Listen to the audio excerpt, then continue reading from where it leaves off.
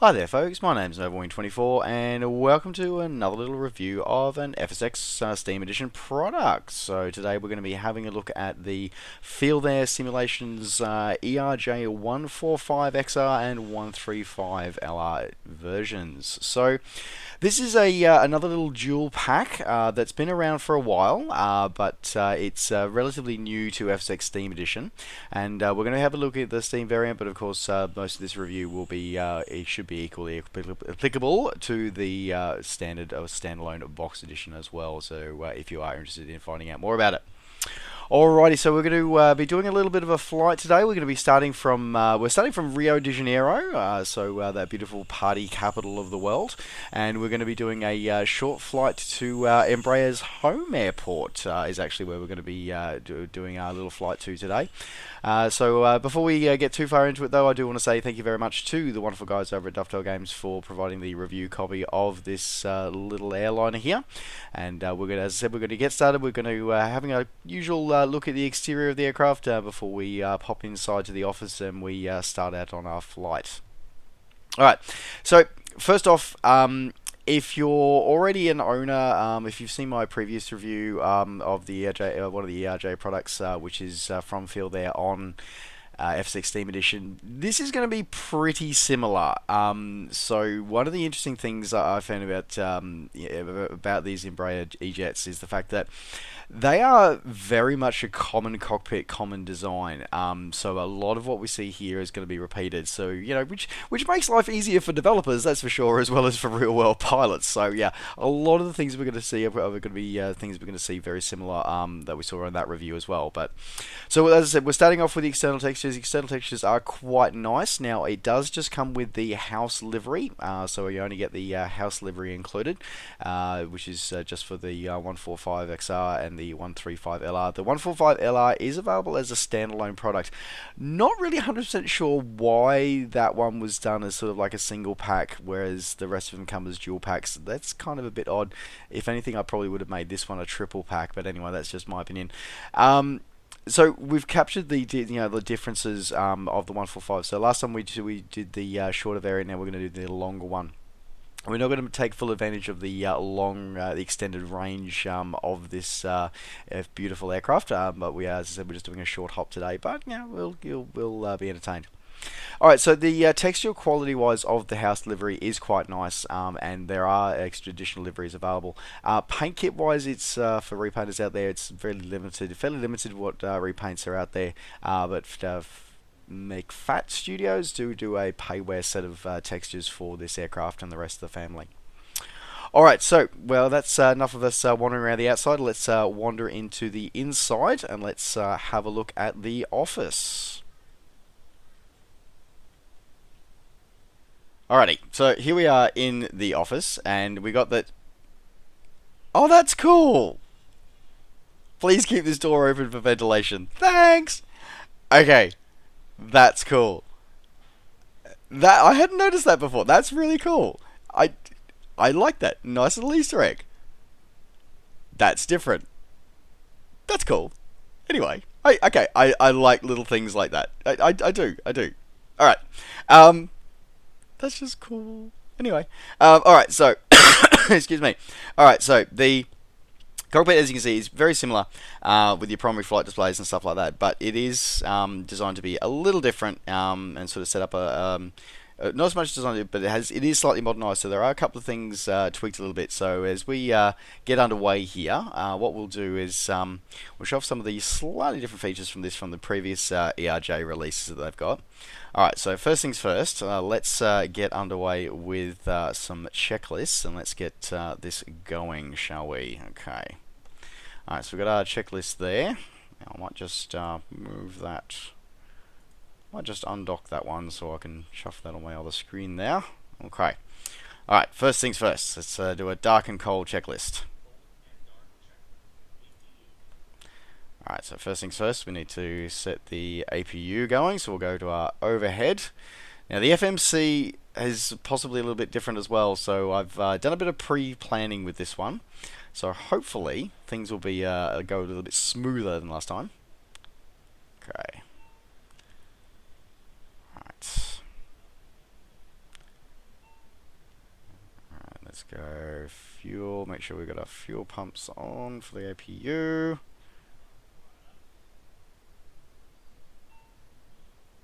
Start our APU.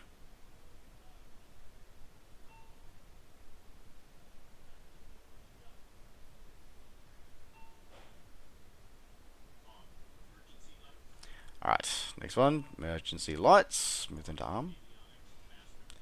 1 and 2. Alright, here's the thing, let's see if my my skills of programming FMSs have improved. Okay. Alright, no, wrong one, that's the shift 3 pop-up for that one. Okay, so first of all, dumb that because that was going to be really annoying. Alright, position initialize. GPS position load. Flight plan. Okay, so I did some pre-testing for this one. I made my flight plan already with the weather conditions and everything in mind. So that should load, and ha! Yes, it did. Excellent. So it's got all my waypoints and the route, everything in there ready to go. Excellent. Right, performance initialize. Okay. Now, just like it is in the other ERJ as well, there is a tool that you need to download and install separately through your tools library from Steam. Now, what this does is it gives you a lot of important data that we are about to need for setting up our FMS, including sort of it allows you to set various things about some extra key bindings, some directors and like how things displayed in the flight management system. But it also, more importantly, includes information that you'll need about your fuel and weights, which you will need for programming our FMS. So what we can have here is that, so we're on this page here, so page 5, we need to know, so we've got our gauge fuel, 13220, fuel, set there. Okay, now from my little load manager, I know I have 50 passengers on board. There we go, and cargo, I have 1592. So a bit of cargo for this one. Alright. Yes! Yes, it worked. Cool. Done. Woo! Okay, that's cool. So glad that went better than it did last time. Alright. Okay. Alright.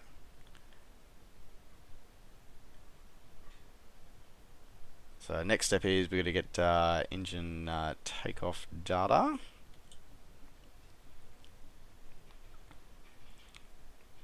Sorry, no. First of all, we're going to do our speeds. So back down here. So we need to go to the MFD menu.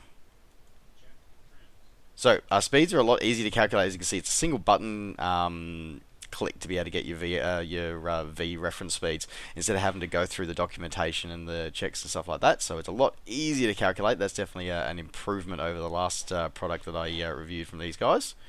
Alright, now our pitch, we're going to set our takeoff pitch, so we're going to get it up into the green, do 5 degrees. Alright, now we've got to do our takeoff data is for our engines. Now that should be done with, should be 4 clicks of the takeoff data. Done! Excellent. Alright, engines ready to start. Now let's go to our engines ready to start checklist. Okay, that is one thing that's a bit of a downside with this one, is that some of the audio has been modified from their earlier ones, and the new audio files are a little quiet when compared to the existing ones.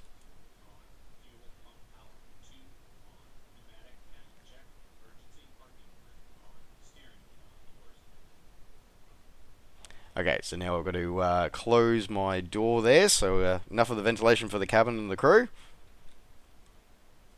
Close that door. Alright. Engines start up.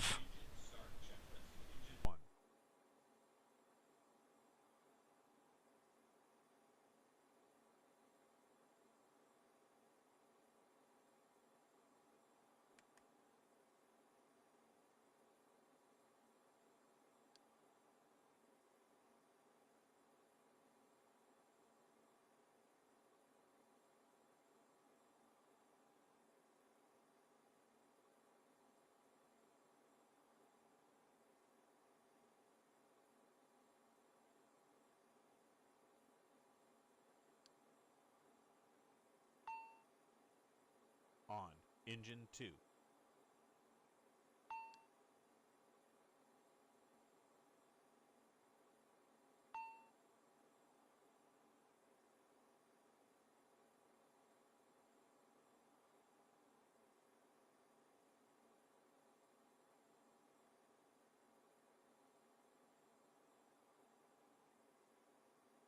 On. End of checklist.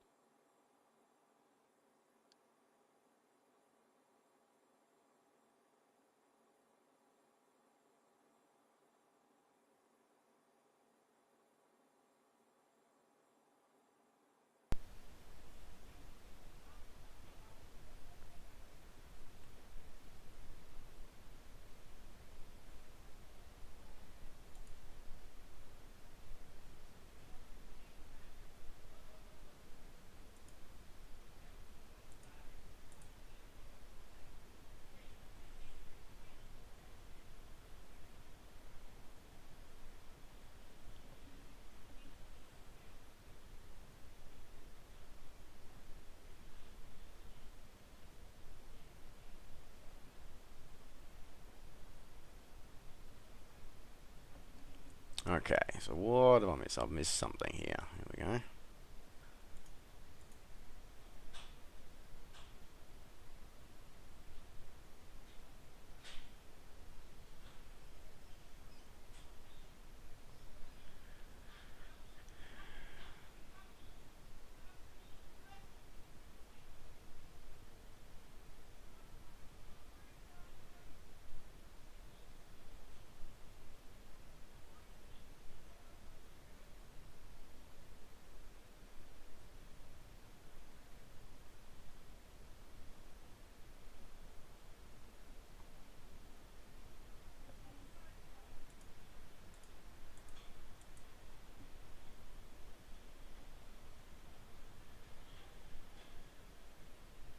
What the fuck did I miss?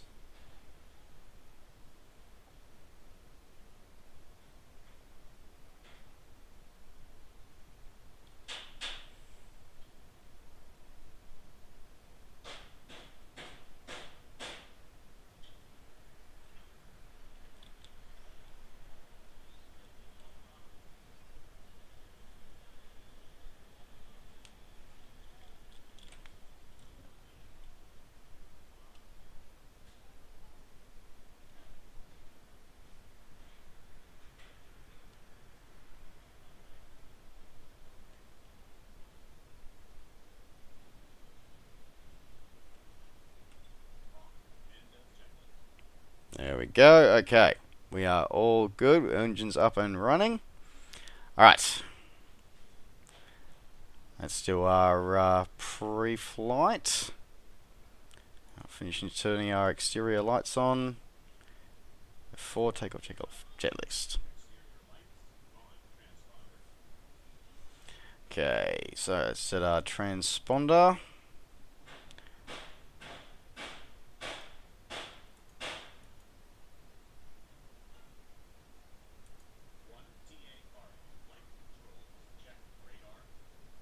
Okay, get our weather radar up and running.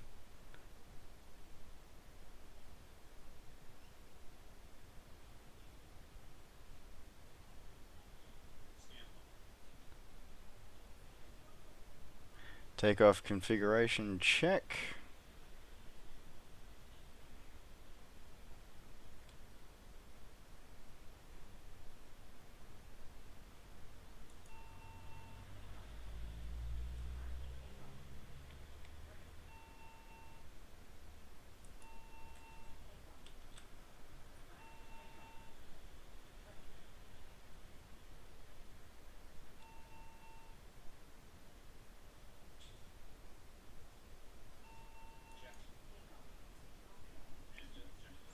Takeoff configuration is checked and ready to go. Okay, we are good. Let us now push back.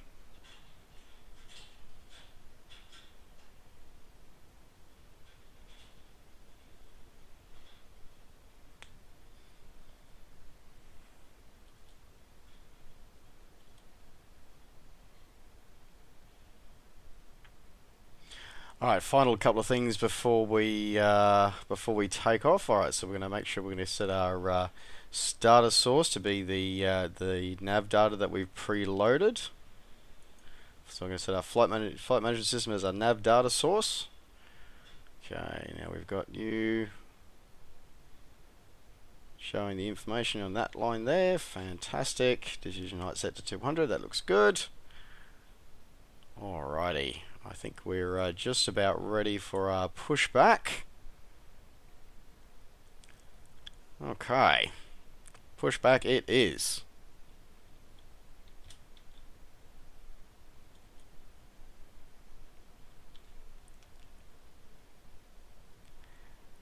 Little default FSX vehicle sort of pushing us, pushing us back there as we get ready for our departure here from Rio.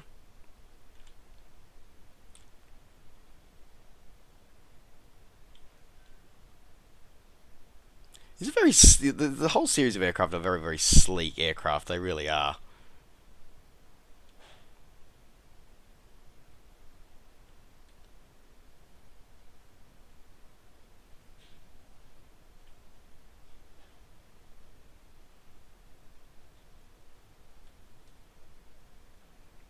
So we've got our takeoff configuration of our 1 notch of flaps set. We're ready to go. Once our little pushback here is finished, we'll taxi down to runway 10 and we'll depart.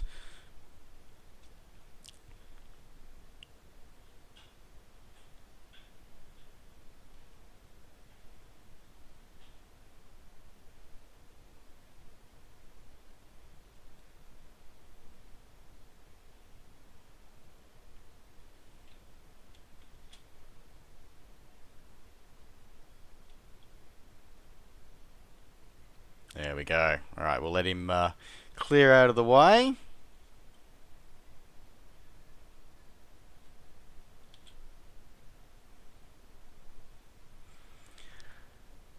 Off you go, little truck. Off you go. Alright, we are looking good. Let's now taxi on down.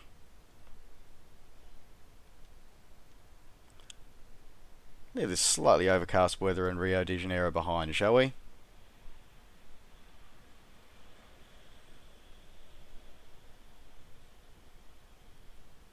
So far, I must say that the ability, the management of the aircraft systems is a lot more user friendly in this aircraft than it is in the previous ERJ that I've looked at, and that's also the way it is in the aircraft as well. But it still has enough common elements that getting comfortable and familiar with it was relatively easy so far. Well, so far anyway.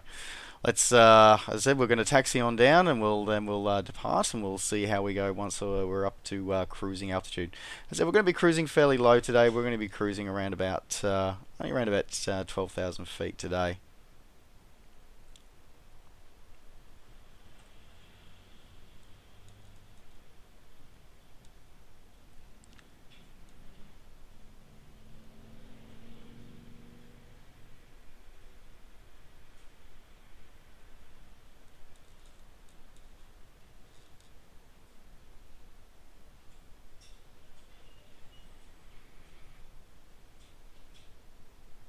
It's a fairly bleak and overcast day here in Rio, isn't it? We're used to all the beautiful sun shining here in Rio. Apparently not today. Thanks, Active Sky.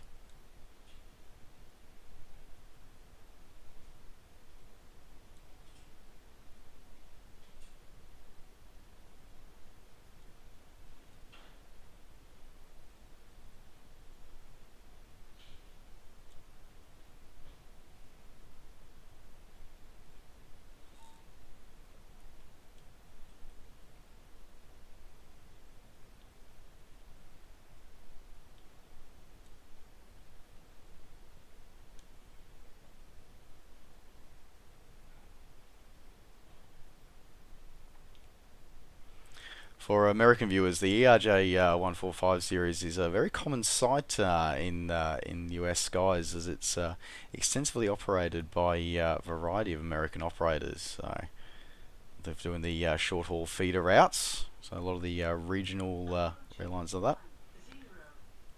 And RAS is working for me beautifully today. Alright, so here we are, lined up, ready for takeoff.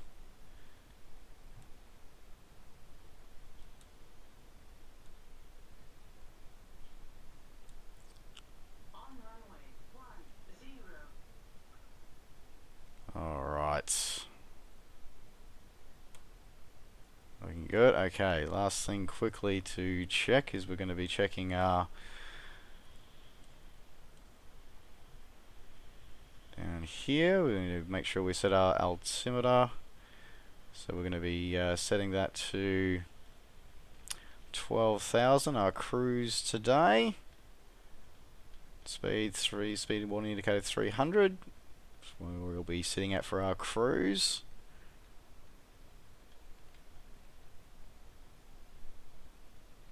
There we go. Okay. Looks like we are good. Alrighty. Ready for takeoff. Brakes on, spooling up.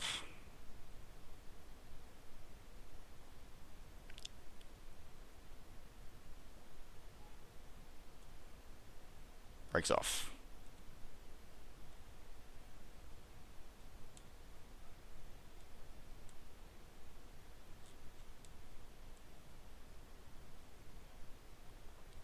Alright. Nice comfortable roll there.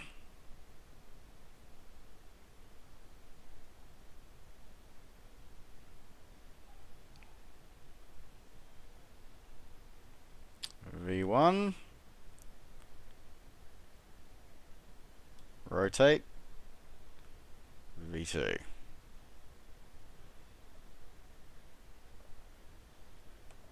Positive rate. Gear up.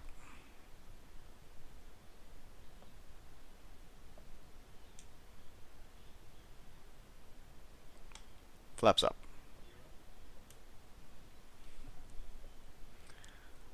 Alrighty, so here we are. We're on getting up here now. As we'll set our autopilot on.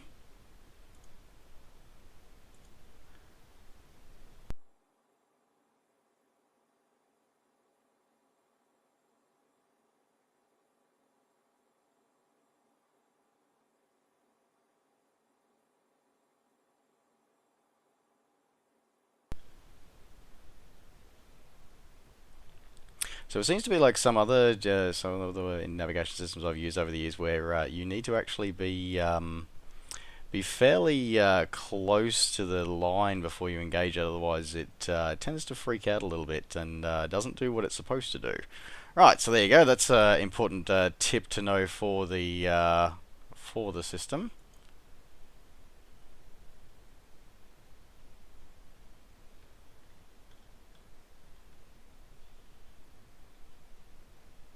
Get ourselves back on the right course.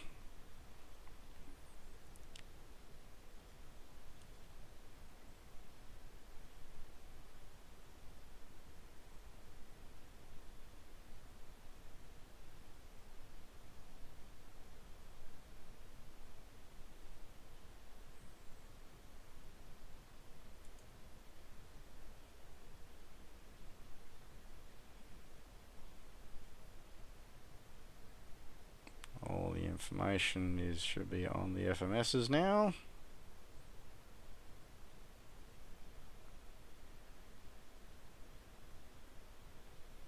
Alright.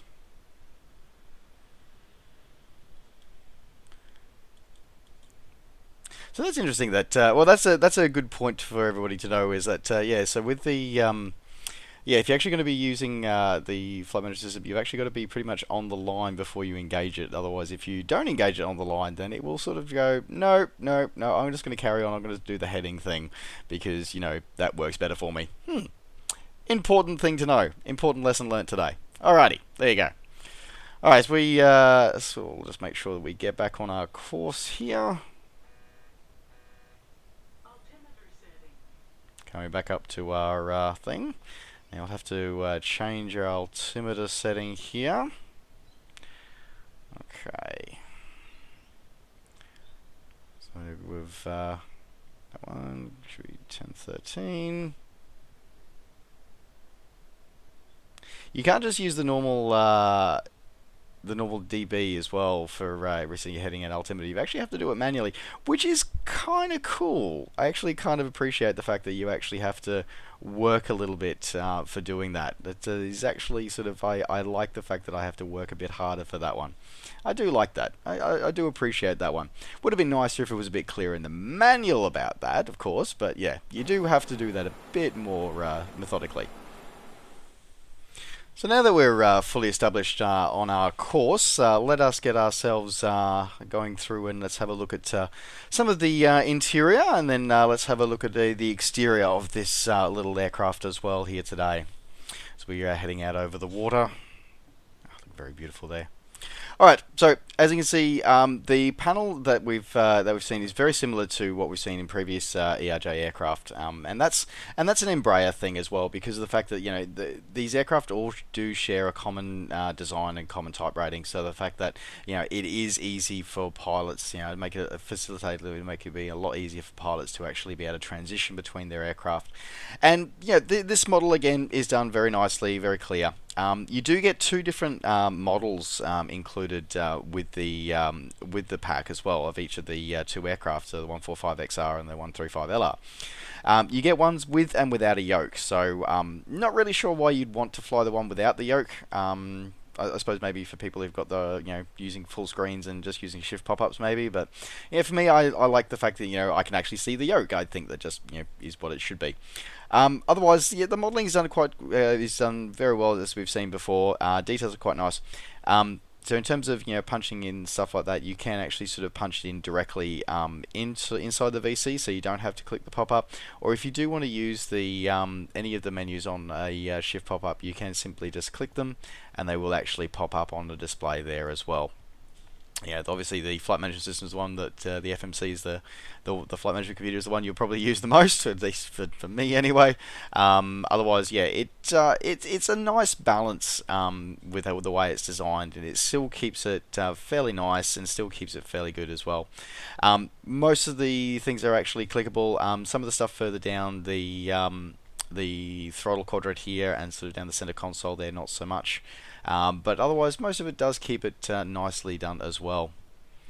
From here as well, you can also transition into the rear of the aircraft. Oh, there it is. There's the sign there. I set the views up and didn't notice it before. There you go. So you do get this one. You can actually also open and close the cockpit doors. So this is before the days of having to have armored doors and all the that kind of stuff. This is when this was designed. It does have the peephole, but yeah, not so much as as it was before then. From there, it's got a fully detailed cabin as well. So the cabin is fully detailed, so you got the full seating there. And interesting enough, as you probably notice here, we've got the 2+1 seating. That actually stems from the fact that this aircraft was originally conceived and originally designed as basically a jet-powered version of their Embraer's Brasilia, the EMB 120. And the original design was actually as a straight-wing turbofan that pretty much shared a 90% commonality with the little Bubby turboprop. And it was only sort of later on, after further wind tunnel testings and all the rest of it, that they actually decided, well, actually, no, a swept-wing design probably is going to be better, and the performance just wasn't what it was up to scratch. So it grew to be a more detailed design, a bigger design, but it kept the 2+1 seating. And the design, when it was locked, still managed to share a sort of some commonality, though not as much as originally envisioned by the designers. So it's kind of nice the fact that it does have the detailed cockpit. We don't have the detailed the cabin crew like we did in the other one, but it is kind of cool that you do still have that one. So there you go. All right, so let's have a look. That's the interior done quite nicely. I really wish in some of these things you could actually change the airport charts. That would be kind of cool. Anyway, alright, so let's have a look as the aircraft continues on course here, using one of the lower jetway, W6, as we're heading to our destination there. Alright, let's now we've had a look at the interior, let's have a look at the exterior. Alright, so now that we're in our cruise, we can have a bit more of a detailed look at the exterior of the aircraft, and we can see some of the features of the 145. So the 145 extended range, essentially what it does, it adds a ventral belly fuel tank, which is that tiny little sort of like, thing just in the belly there between the landing gear. But it also added in the strakes that you can see underneath the wings there, which gives it a better performance while it's in cruise configuration. So it just gives it better lift and better cruise capacity, cruise speeds, and it gives it a higher cruise speed. So I'm assuming the reason why they've bundled the 145XR and the 135LR together is because they use the same uprated engines, and both of the obviously XR extended range and 135LR long range. So they're longer range derivatives of the baseline 145 and 135 model, which the 135 itself is just simply a shrunk 145 base aircraft.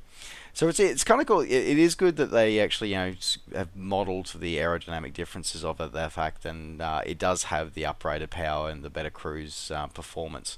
So yeah, overall I think the external modelling is again quite good by the guys over at FeelThere and Wilco Simulations. So I think again, it's much of what we saw before with the other Embraer series, but I do find that the cockpit is in this one is a lot easier to manage. But the external modelling is really nicely done. It's the engine details are quite nice as well. In fact, I think we'll just have a quick look. I'm pretty sure they got the whole spinning engines the same as they did in the previous ones. Let's have a look. But they've captured the actual aerodynamic differences between the different models. Yep, so fully animated engines and stuff like that. So yeah, they've captured all the differences that that are present between the different models, and it's good to see. And as I said, the overall the 3D model is quite nice. Yeah, the lack of liveries is a bit frustrating. It would be nice to have a few more liveries, but that's not just a Steam Edition thing. It also came with the very limited liveries of the in the original release as well. The lack of a paint kit, an official paint kit, was a bit annoying, but yeah, got to deal with that. Would have been nice to at least go the Caronado route of actually having just a blank white texture for us to work with. But yeah, I'm just complaining because I can, and because it does frustrate me as a repaint myself. So there you go. But overall, the external model, again, outstanding quality, same as we've seen before. So it's great to see that they kept up their work with this one. And the internal modeling, as we saw before, is quite nice as well. And nice to see the fully kitted out internals as well. All right. Well, what we might do is we've had a look at that. We've had a look at you see the shadowing is quite nice on the aircraft as well. So what we might do is we might break the video again here. What we might do is we might rejoin the video as I come in on approach to our final stop, the home of Embraer. And I think I'm glad I'm using an ILS approach for this one, because I think that weather's looking rather nasty down there, I think, at the moment. But there you go. All right, let's let's rejoin the flight as we come in on approach down into. Okay, I'm totally going to get the pronunciation of this wrong, but it's Cognahus International. I've totally got that wrong, I'm sure. I'm sure I've absolutely 100% I've got that wrong. But hey, it's part of the fun of doing reviews live. Yeah, it's always good. Alright folks, let's separate the video here, rejoin the flight as we come on to approach.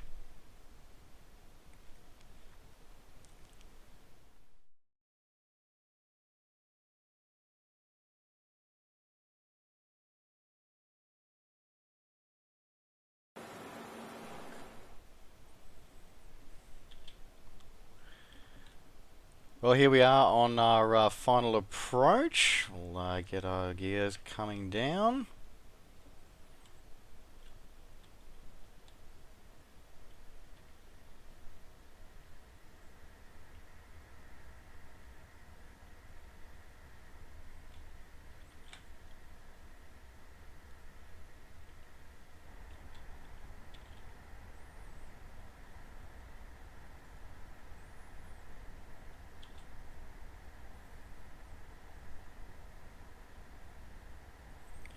Definitely think I'm going to be grateful. Definitely grateful for this ILS at the moment, that's for sure.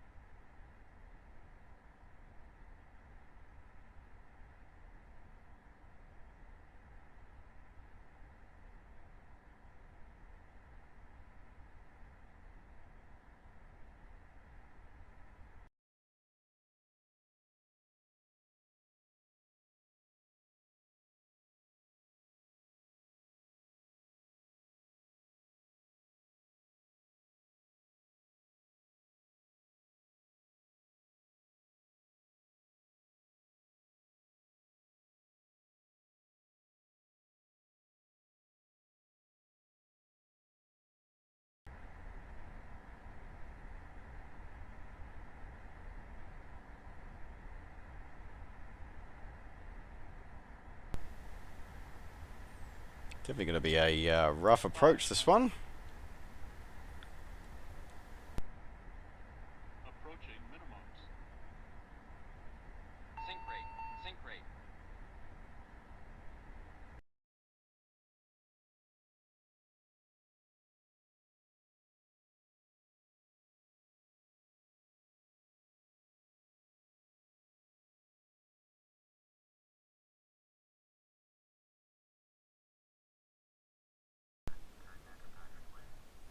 Well, we survived.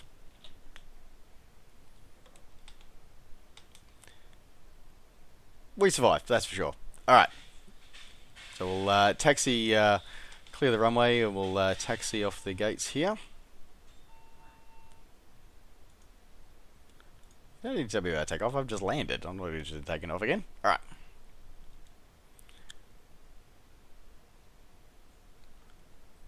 Taxi our way to the gate here.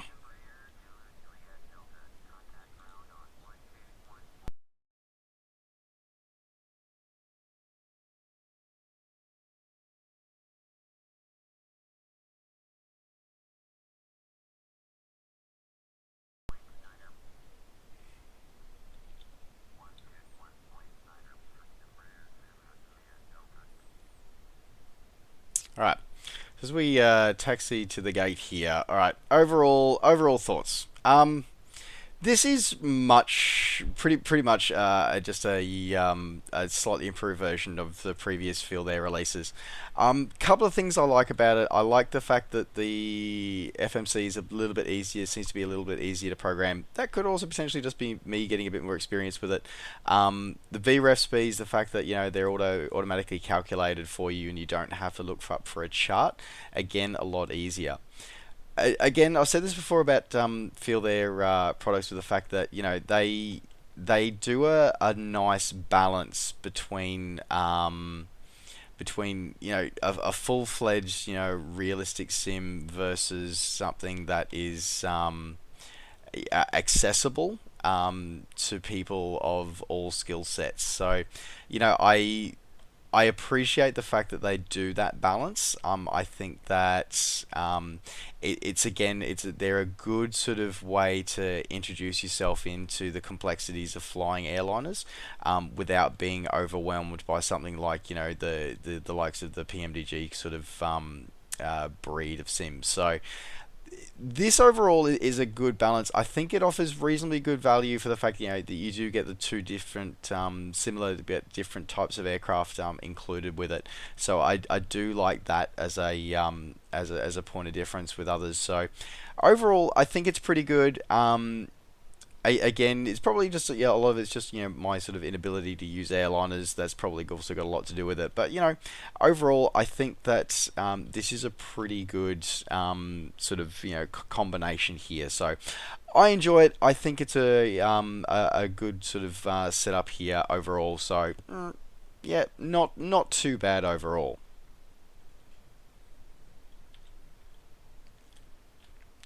So I think that it offers a good balance, a good compromise between something that's a full realistic, full setup, something like PMDG, versus something that's the default sort of airliners that are in FSX. So this is serves as a good intermediary step, and overall a beautifully modelled representation of a very famous and comprehensive aircraft that is very popular and very widespread throughout the world. So overall, not too bad. Alright folks, well that does wrap up my little review of the FeelThere Simulations ERJ145XR and 135LR pack. As I said, we only took the 145XR for a flight today, but the 135LR is much the same. As I said, they share a common cockpit, share common engines, so you're going to get pretty good bang for your buck with both of these aircraft. Alright folks, thank you very much for joining me on this little review. Don't forget, I want to say, before I want to say thank you very much once again to the wonderful guys over at Dovetail Games for providing the review copy of this aircraft today. And as always, don't forget to like the video and subscribe to the channel if you're enjoying these videos and want to see more. And of course, as always, you can catch up with me and all the things I'm up to between videos by finding me on Facebook and on Twitter. Just search NovaWing24. Alright folks, thanks very much for watching. Take care, safe skies to all, and we'll see you next time. Bye for now.